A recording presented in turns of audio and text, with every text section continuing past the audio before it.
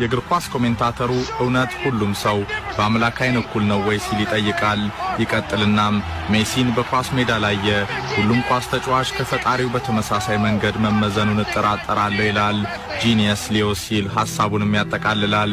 ፖርቹጋላዊ ጸሐፊ አንቶኒዮ ሉስ ሳንቶስ በበኩሉ በዚህ ዓለም ለሰው ልጅ የደስታ ሕይወት 4 ነገሮች ያስፈልጋሉ።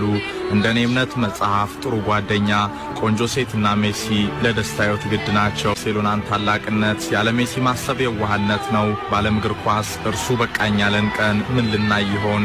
ሳንድራ ሮሴል የቀድሞ የባርሴሎና ሊቀመንበር አስተያየት ነው። ኳሱን ስጠው፣ ሁሌ ወደፊት ነው፣ ወደ ኋላ አይመልስም፣ ዲያጎናል ፓስም አያደርግም፣ ፈጣን ድሪብል፣ ከዛማ ዝም ብሎ የሜዳውን ድንቅ ትዕይንት ማየት ነው። ቲያትር ይመስላል፣ ቆንጆ ሙዚቃ እንደመስማት። ዚነዲን ዚዳን ስለ ትንሹ አርጀንቲና የሰጠው ቃል Lionel Messi. If I had to say world class